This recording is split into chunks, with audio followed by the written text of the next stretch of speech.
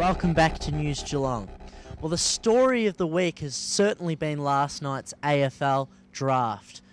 News Geelong was very fortunate to catch up with Aaron Christensen a couple of weeks earlier. Well, the season isn't over, Aaron, yet all this hard work just keeps going on. Tell us about the process as a draft prospect. Yeah, well, obviously next week I've got the National Combine up at Etihad Stadium, so thankfully I got to have a week off, but straight back in it today. A few of us Geelong boys had a bit of training today, so so we're just preparing for next week, and then that'll be the end until hopefully I get picked up. Well, I know for a fact that you're in a position where you've had the older brother who has been in that process. Sorry, Horace, if you're listening, not you, actually, Bundy. Has he given you any advice? Yeah, he's always just giving me the advice, just make the most of things. Don't take anything for granted, because there's only around 100 boys in Australia actually getting invited to the draft camp. So really privileged, but I'm not expecting anything. That's what he also said. Just don't expect anything, and wherever I'm playing football next year, just make the most of it, because your dream's not over until you're 30 plus, because you see James Podsiadly and stuff like that. So just never give up. It's a brilliant example you mentioned. Also, you mentioned resilience, never giving up. Bit of injury this season? Yeah, I've obviously had some pretty bad hip injuries on both left and right, so had to get some cortisone injections. So that set. I didn't do any pre-season, so that set me back a bit. But going back to the APS and then playing TAC Cup, my fitness was just a gradual thing this year. So the resilience had to be there. There was a few times I was in there nearly in tears. Thankfully, now the tears are just of pain from all this running. Excitement about the combine. Say you do get drafted. We asked a few other boys this. Who's the preferred club? Obviously Geelong. I'm a local Lara boy, so I'd love to live at home for another year and live in the boys' dream. So mum and dad can still do all my cooking and washing and stuff like that. But I've spoke to a few clubs, and I'm just happy to go wherever. It's every boy's dream, so wherever. Well, you just revealed you have talked to a few. Could you spill any names? No, there's just a few. Right. Few interstate, few state. So it was worth a try. Thank you very much for joining News Geelong. We wish you all the best over the next month. No, thank you very much. Thanks for that, Aaron. Well, we cross from the blue and white of the Geelong Falcons to the Geelong Cricket Club in the middle of their clash with Richmond. Well, Damien, Geelong currently sits 7th on the Victorian Premier League table. However, top 4 in runs. Where does this sit with your pre-season expectations?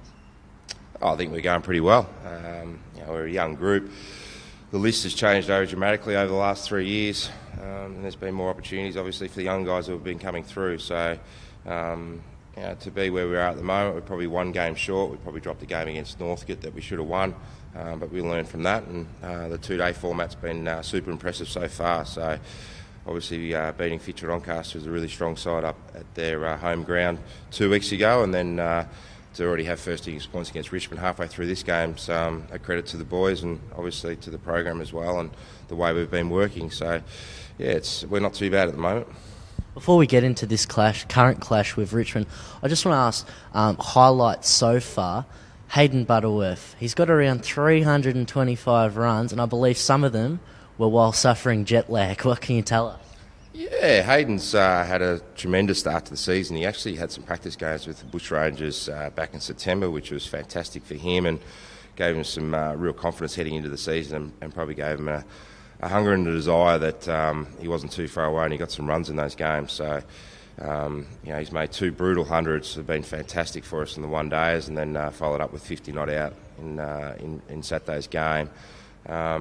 He's right in the mix. He's been caught up for a second 11 game a couple of weeks ago. Unfortunately, got washed out, so he didn't get to have a bat. But he's right in the mix at the next level, and he's had a great start to the season, and you can only build from there, which is tremendous.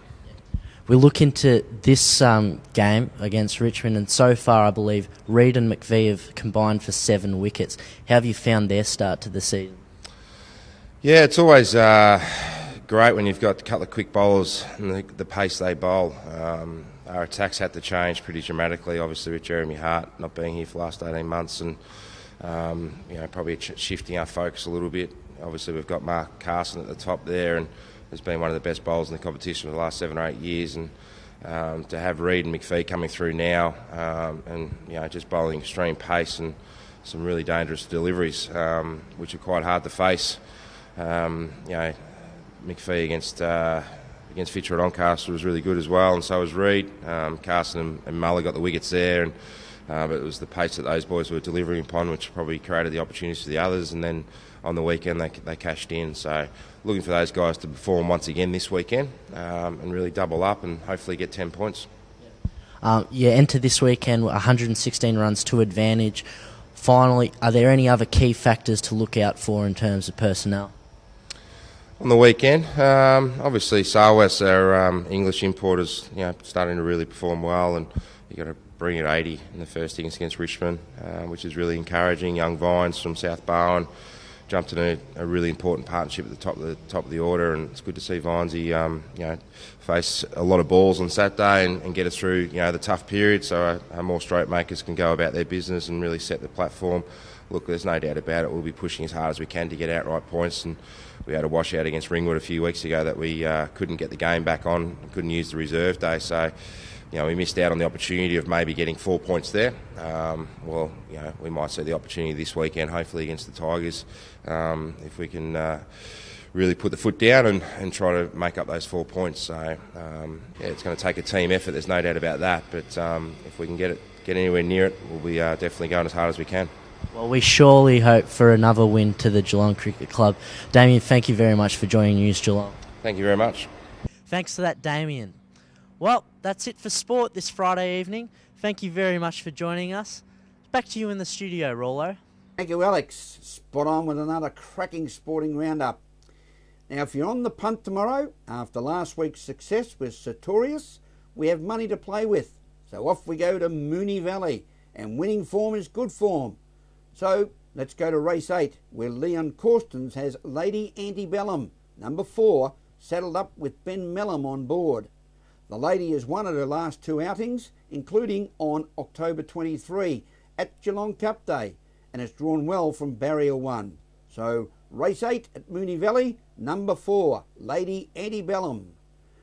Thank you for being with us on News Geelong this evening. Hope you enjoyed our program. We close with one question for you tonight. Where were you this time 50 years ago on Friday, November 22, 1963? The death of a president in Dallas, Texas. President John Fitzgerald Kennedy was assassinated, allegedly by Lee Harvey Oswald. Or was he? The mystery still lingers in the halls of the White House to this very day. Have a good weekend. Stay safe and remember to take your time and smell the flowers. From all the team at News Geelong, have a pleasant evening and a very good night.